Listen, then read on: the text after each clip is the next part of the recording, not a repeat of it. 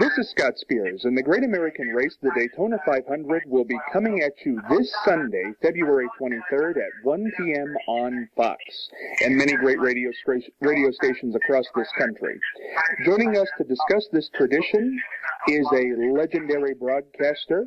His voice has been heard on the Daytona 500 since the 1970s. He's the first to give lap-by-lap commentary on the Daytona 500 starting in 1979.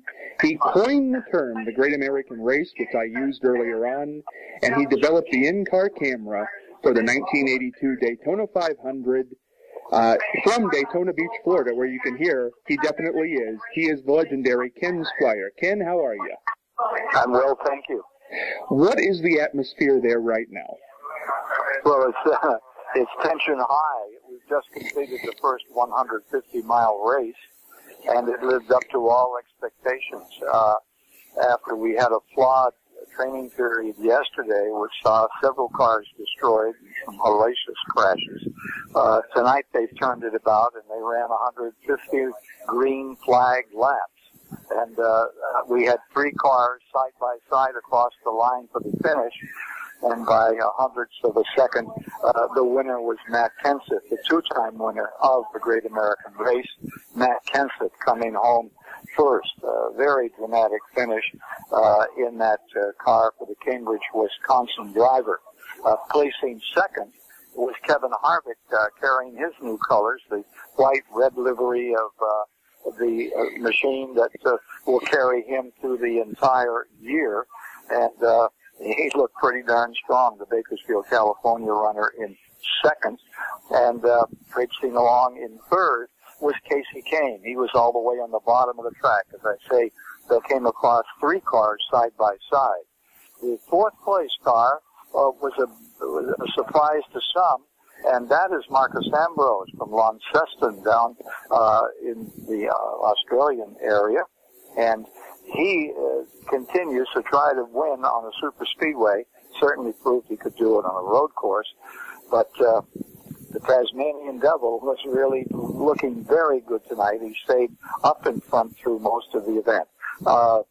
Very tight running throughout the race. At the time, they made one pit stop, and they did not take on tires, just fuel. And lo and behold, they still finished up with 12, 14 cars battling across the finish line within 1 second of each other. Everything you just said there, Ken, is great, and I'm glad we get this play-by-play coverage. What impact does that have on Sunday, the way the finish was tonight? Everything. These races, because they are the qualifiers, only the front row had been established a week ago in favor of that 23-year-old Austin Dillon, carrying the numbers synonymous with Earnhardt, but more important, synonymous with the grandfather of Austin Dillon, Richard Childress, longtime racer, longtime car builder, who's saved that number, retained it, and when the time was appropriate, put it to his grandson to get it done this year in a number 3 car. He led the earlier laps in the event, first 15 laps for his. He's automatically qualified from that pole position run. So toward the end, he stepped out of it. There was no necessity for him to battle it out. The front row had been established, so we were deciding in these 2 races, of which we've seen 1, 15 positions decided. And in the second race, they'll decide the next 15. Then they'll go to the 4 fastest qualifiers who have not made the field, and then the final 7 are provisional starters by owner points and by past champions. So that's all of this tonight is part of the drum roll to the Great American Race, and it is a tradition that has been part of the 500 since its inception in 1959. Ken, I was checking with the odds makers today and looking at the internet sites, and 2 names seem to be the odds-on favorite heading into Sunday, and you mentioned one of them already tonight. Kevin Harvick and the other's Tony Stewart. Where do they stand, do you feel, going into Sunday? Well, my bet would be a Quinella, and it would be the 88 and the 3. Richard Childress, who had such fantastic success with Earnhardt until that tragedy up here in turned 3 in 2001. This Austin Dillon is the real deal. He's a racer. He's still a young man, but after sitting on the pole at 196 miles per hour this past weekend, that very night, he went out and ran on the dirt track about 20 miles away and successfully won that as well. He just wants to race. So I think the combination of the power the car has and the effort that is being made by the RCR, the Richard Childress Racing Team, to get this car to win again as number 3, carrying that black and white livery, which means so much to so many American race followers. That gives him a chance to be one of 5 drivers who has won the 500 on their first occasion out. Now, the last time it happened was just 2 or 3 years back when we saw the Wood Brothers car successful with a 20-year-old driver and Trevor Bain. Trevor's getting ready to run here in the second event, the second 150-mile qualifier, and again, he will be part of the famed Wood Brothers Racing Team of Stuart, Virginia. So it's all part of, if you're into the mystique and the legends of American motorsport, this particular race represents everything that American stock car racing is. You know, Ken, you bring it up there. I mentioned in my intro, everybody says it now, the Great American Race. You coined that phrase. How did you do that? Why did you do that? Well, I found it because in Australia at Bathurst, their race there is the Great Australian Race. They don't say it's the greatest. They don't say anything like that. There's a lot of national pride. It's a national holiday when they run that race at Bathurst, or when they did in those days, back in the late 70s, early 80s. And it seemed to me that, of course, the greatest spectacle in sports was called the Indianapolis 500. And it seemed to me that this race really represented what is the best of America. For the majority of the racers are American racers that were developed, brought up on American ovals. And it's American production cars. I got taken to task by the New York Times for referring to it as the Great American Race, and the critique was that I had apparently never heard of Indianapolis. But in that particular year, I think 32 of the 33 cars that started, with the exception of a gurney car, were all built in Europe, and most of them in Great Britain. But if you want to see the Fords and the Chevrolets and the Toyotas, which are now built in the United States, you need to be here. And over the years, this was always a launching pad for great promotions of a part of our gross national product. Be it the Pontiacs, be it the Oldsmobiles in the earlier days, the Hudsons, even the Studebakers, were part and parcel of Daytona in the month of February. And February is the traditional time to run the Heritage Race. They've been racing here on the beaches of Ormond and Daytona since 1903. So if you are a snowbird, you come south to see the festivities, which used to be on the beach where Sir Malcolm set the world record at over 200 miles per hour, where so much of American automotive performance history has been established, and see it continue here in this beautiful 2.5-mile facility. Very well put, Ken. Ken, last year's winner, Jimmy Johnson, what chance does he have this year, if you were predicting it? Very, very good.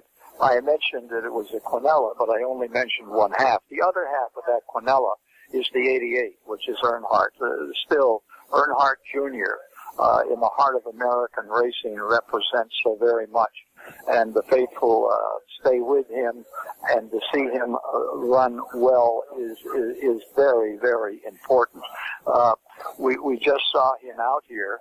He finished 5th. He certainly looked like he was right behind Tasmania's Marcus Ambrose.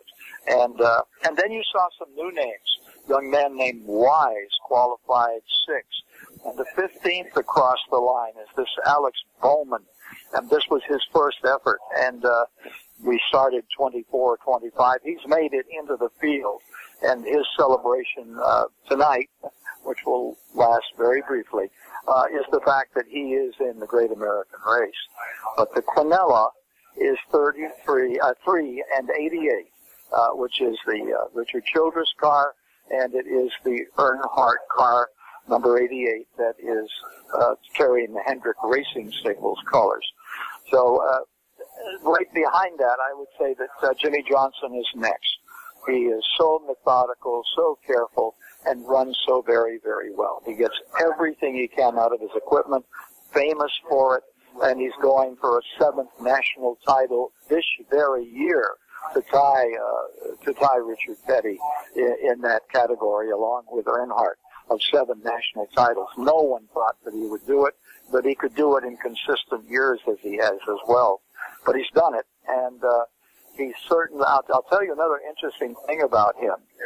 He came out here and ran that special race, which was sort of an introductory trumpet player before we got down to serious business. And he ran that and looked extremely strong over the weekend. And the day after he ran that race, he ran out in a half marathon and ran that in about an hour and 20 minutes. So he really works out. He's in a great condition. His mind is right. He knows what his car has. And again, he's driving for the famed Hendrick stable out of Charlotte, North Carolina. Absolutely. Ken, before I let you go here, I want to touch on this because you brought up the King Richard Petty, who's certainly very revered in auto racing. But he got into a little bit of trouble this last week when he made a comment. I'm going to catch the listeners up who haven't heard about it. I'm sure they have. But he made a comment in regard to Danica Patrick to a reporter saying that her chances of winning is that she could only win if, quote, everyone else stayed home. He was kind of... he was kind of called on the carpet for that, about being sexist, because obviously Danica is female, and his response to that was, what I said is what I said, that's what I believe, okay. That was his quote. What do you think, Ken? I thought it was tongue-in-cheek, and I thought it was Richard having a wonderful time in his advanced age and trying to stir a little something up, and he certainly did. He's fully capable of that. He is still, when it comes to these high holy days down here in Daytona, the most revered, and I thought he did it with the tongue-in-cheek, and it certainly got a great response and got all kinds of people in a furor, and I think he walked away and had a little fun with the whole deal. Ken, I have to ask you this about Danica, because maybe you aren't, but I consider you a racing purist. What do you make of Danica going out and posing in her bathing suit and things of that nature? How does that make you feel? What do you think on that? Oh, damn, I love it. She's a very attractive young lady, and more power to her if she can strut her stuff. The interesting thing about her is that she is quick. She's proven it in the Indianapolis car. She sat on the pole for the 500 a year ago. What she doesn't have is seat time. And I was surprised a year ago. They ran her in this biggest of the American stock cars, which are 3,400-pound cars and are considerably different from a 1,250-pound Indianapolis car. The braking, everything about them, it's a totally different discipline. And I was surprised that they didn't make her run more races in these bigger, heavier cars, which still have such sophistication in them, in their power plants, and in how the geometry that goes into them, how they're set up. And I was hoping a year ago we'd see her run twice as many races. Simply, seat time is so critical. It's like becoming a doctor. You've got to spend 7 good, strong years before you are really capable of being considered at the top of the group. And don't kid yourself, this 23-year-old on the pole, he's been running, I think, for 10 years. He started as a child. And Trevor Bain, who won here 2 or 3 years ago, he'd already won 200 races. And Jeff Gordon, when he came here, remember they brought him from California to Indianapolis because he looked to go to Indiana, better put. And he was 14 or 15, and he'd won a ton of races on the West Coast. So when you hear about them as these youngsters, they've been going to junior college and junior varsity and working their way up through. And Danica just didn't have that much time in these kind of cars. She's gaining ground, and she looked very good out here tonight. I thought Danica had a really good run. I'm not seeing here on the list. Where did we see Danica come across before it was all over? She was back in 14th of the 24. But the nice thing was she stayed with the pace. She was as high as 9th a lot of the night. And Tony Stewart has great faith in her, as he told Richard Petty, in no uncertain terms. And that added to the relish that you need when you're running an American iconic event. Ken, I caught up with your old broadcasting partner Ned Jarrett today, and he said that he doesn't think it'll happen. It could, though. But if Danica would win on Sunday, it would be the biggest thing in NASCAR history. What's your take on that? I'd have to think about that a moment. I'd say yes. I would never fault Ned Jarrett, who is one of the brightest people that ever sat in a race car. A very thoughtful human being. And that wasn't just kindness on a part of a very kind man. He knows the game, and he knows it top to bottom, and he has seen his own son win this race, the one that he could never win. Came so close and missed it. And he knows this inside and out. So take his word for it. You were talking to a good person. I want to wrap up with this question, Ken, and I did it with Ned earlier on. I put him on the spot. I said, I know what the odds makers think. I know what the people out there are saying. But who did Ned Jarrett think was going to win the race? And he said Dale Earnhardt Jr. is ready. In Ken Squier's opinion, who's going to win Sunday? He's part of the Quinella. 3 in 88 Earnhardt, or 88 at first, and Austin Dillon second. I like the Quinella. That win, place, and show bet is always tricky, and it's more tricky here if you're willing to put a quarter down, because it isn't 8 horses or 12 horses or 2 teams. It's 43, and you're looking at the number 1 shares in American motorsports. These 43 that come here with so many championships, so much experience, so that even when you hear about a new youngster like Wise, you'd be wise to pay attention, because 4 times, this race has been won by a newcomer, and that includes Lee Petty that first year in 59. But, of course Ned Jarrett's right. I would never argue with Ned Jarrett. Neither would I. I'll take his word for it. The race again, the Great American Race, as Ken Squier coined it, heads our way Sunday, 1 p.m. on Fox, and check your local listings for the radio station. It'll be on all over the country. Ken, do you miss the booth? I know you're still doing broadcasting, but that day, do you miss being right there? Oh, I'm right here. I'm right above. I'm on the 6th floor, right over the start-finish line, with my friend Dick Hart from Atlanta. And we're having a swell time. It's being part of something, and this is a part of Americana. And for those of us, see, I'm from Vermont, and no one understands that in Vermont we were always the stock car racing, always drew the largest attendance of anything that happened in the old Green Mountain State. And growing up as a child, there were 22 tracks up in Vermont. We have some darn good skiers. Don't you forget it. We're proving it over in Russia. And 4 years from now, when our biathlon gets straightened around, we're going to take some more medals. But as far as Americana is concerned, this particular sport really touches the United States. These people all come across pretty much the same as common men who do uncommon deeds, and it makes it such great fun to be a part of it. Small part, but a good part. And sometimes just being the parrot is okay. You don't have to be the eagle. Ken, if Earnhardt Jr. does win, as Ned feels he might, as you feel he might, boy, that's an emotional moment, is it not? Yeah, for me that would be such a moment. to be here and to watch him win this race after so many efforts, and he could win anywhere, anytime, anything on a racetrack.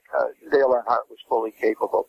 And then to be here to see his demise up here in that tragedy in 2001, and to know that his son was coming along, and I will always believe that the greatest sadness, Dale Earnhardt never raced for anything but first until the day he died. And on that day, there he saw his son fighting for first place with another young man named Michael Waltrip in one of Dale's own cars.